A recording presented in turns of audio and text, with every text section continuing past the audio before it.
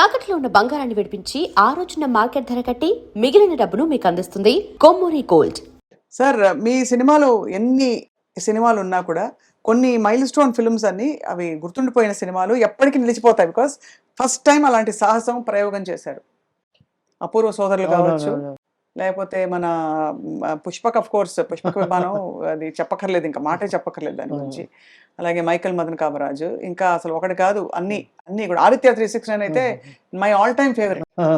ఆ కృష్ణదేవరాయలు, ఆ పాటలు, అది ఇది ఇవన్నీ ఈ బీజ రూపంలో స్ఫురణ ఎక్కడి నుంచి వస్తుంది మీకు? అంటే కథ తీసుకుని మీరు అల్లేస్తారా స్క్రీన్ ప్లే? అంటే ముందరే వస్తుంది ఐడియా, మెయిన్ ఐడియా కనుక ఈ రకంగా చేయాలనుకుంటే దానికి అట్లా అట్లా అల్లుకుంటూ అల్లుకుంటూ అల్లుకుంటూ పోలేదు, అది వస్తుంది.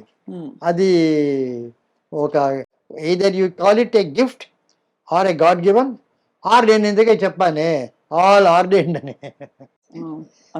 ఈ టైంలో అది వస్తుంది కనుక అది వస్తుంది, లేకపోతే రాదు. సో వస్తుంది, అది ఏదో అదృష్టం. అది నేను కూర్చుంటే వస్తుంది, డిస్కషన్లో బాగా వస్తుంది. మీకు ఎవరు రాసి, అంటే ఎవరన్నా డైలాగులు రాసి పెట్టేవారు? నేను ముందర ఎలా రాశాను. ఇప్పుడు నాకేమిటంటే మోర్ విజువల్ది, the return thing is very less. నా పిక్చర్స్ అంతా కూడా I do not believe in dialogue అదంతా కూడా ఏమంటే ఒరిజినల్ సినిమాలు పురాణాల నుంచి వచ్చేది, ఫోటోగ్రాఫీ స్టేజ్ ప్లేస్ అవన్నీ. అవును, డైలాగ్ లేకుండా నడవదు. నేను నీతి తెలుగు పిక్చర్ అందులో ఎక్కువ విజువల్స్ ఎక్కువ. ఫస్ట్ పిక్చర్ పిక్చర్ పెద్ద ఫ్లాప్. ఎంత బాగా చెప్తున్నారు సార్, సూపర్ డూపర్. అది ఎటువంటి పిక్చర్ అంటే నీతి చేసి వచ్చి బాపు గారు అంత ఎవరి డైరెక్టర్ ఎవరి సంగీతం శ్రీనివాసన్ వెతికాడు. ఆయన విశాఖపట్నం రాశాడు, you don't miss something different అని చెప్పి. తర్వాత గుమ్మడి వెంకటేశ్వరరావు ఫ్లాప్ అని ఎలా అన్నారు సార్? పిక్చర్ రిలీజ్ చేశారు, వీళ్ళంతా పెట్టారు కదా. అప్పుడే సందేహం వచ్చింది, ఈ బాబు గారు ఎప్పుడు ఇంత బాగుంది అన్నారు. నాకేదో సందేహం వచ్చింది, పిక్చర్ అయింది. అదే బాబు గారికి అదే. అయితే బాబు గారు సీతా కళ్యాణ్ తీశారు, ముత్యాల ముగ్గ. అది ప్రతి పిక్చర్ నన్ను పిలిచి పక్కన కూర్చోబెట్టుకొని ఆయన చూస్తారు, చాలా క్లోజ్. ఆయన దానికి పిలిచాడు సీతా కళ్యాణం. నేను చెప్పాను, ఇది జనవరి 1 రిలీజ్ చేస్తే డిసెంబర్ 31 వరకు రన్ అవుతుంది. ముత్యాల ముగ్గప్పుడు మేము ప్రే చేసాము ఉండాలని, ఇటు అయితే కాదు ఇది ఏవే ప్రేయర్ అక్కర్రే ఉందని చెప్పినారు. గుమ్మడి వెంకటేశ్వరరావు గారు ఆ పిక్చర్ని ఏదో కృష్ణా డిస్ట్రిక్ట్ ఏదో కొన్నారు. నేను పిక్చర్ చూసి ఈ మాట అన్నాను. ఎవరో ఆయన చెప్పారు, గుమ్మడి వెంకటేశ్వరరావు సంగీతం శ్రీనివాసరావు చెప్పారట, ఈ రకంగా 1 ఇయర్ ఆడుతుందట. సంగీతం నిజంగా చెప్పారా నిజంగా అడిగి ఎవరో పిక్చర్ వేశారు. మీరు చెప్పారు కాబట్టి అంటే మేము అదే మీరంతా మీ ఆలోచన, ఆహా వీళ్ళు చెప్పారా బాగుందని. అయితే అంతే, సుమారుగా ఉందంటే దాన్ని హిట్టే వేరు. అవును అవును, అది సూపర్ హిట్. అదేం పిక్చర్ అన్నాం అనుకోండి, అబా అదేం పిక్చర్ అన్నారు.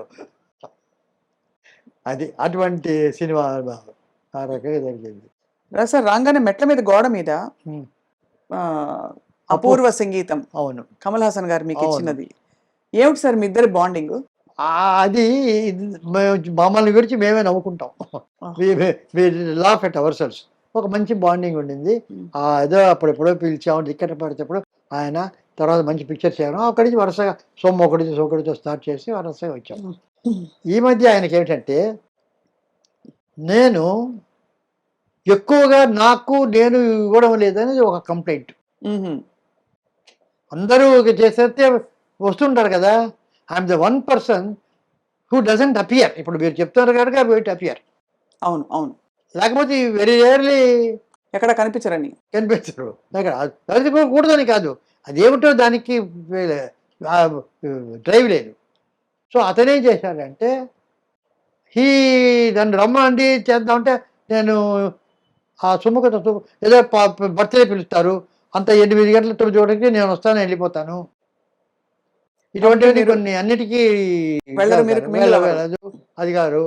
సో ఆయన ఒక సెలబ్రేట్ చేశాడు 4 నా సినిమాలు.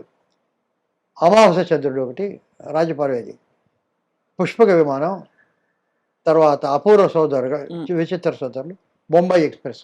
ఈ 4 సినిమాల ఫెస్టివల్స్ ఆ ఎన్ఎండిసి థియేటర్లో వేసి 3 గంటల నుంచి 6 గంటలకు 6 గంటలకి ఏంటంటే ఇప్పుడు మణిరత్న గారు అంటే, ఇళయరాజా అంటే, పిసి శ్రీరాము, ఏఆర్ రెహమాన్ వీళ్ళందరూ ఒక్కొక్క రోజు పిలిచి మన నాగశ్విన్, అమల అందరూ వచ్చారు.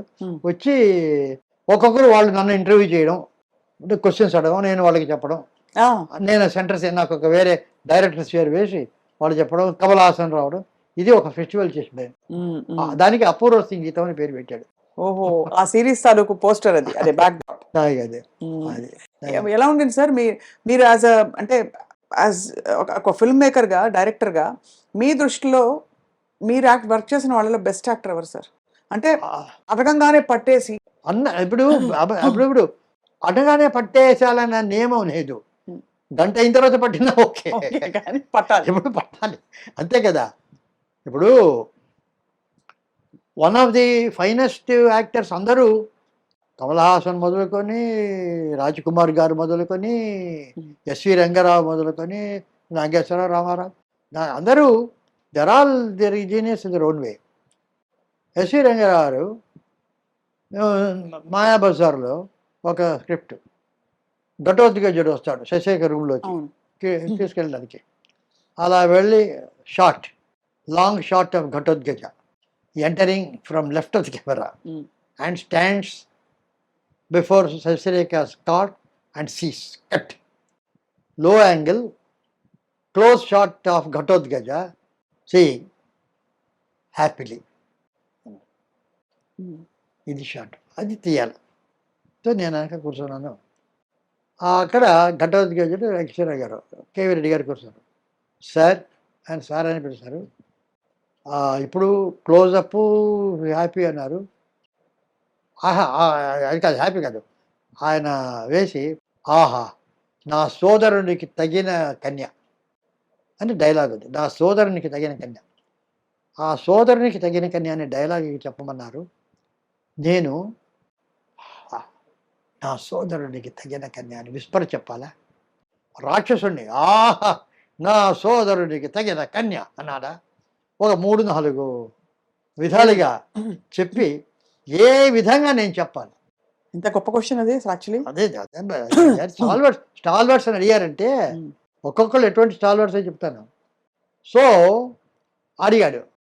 అప్పుడు కేవీ రెడ్డి గారు ఆ డైలాగ్ రాసింది మీరు పలకడానికి కాదు, మీ మనస్సులో అనుకోవడానికి అన్నాడు.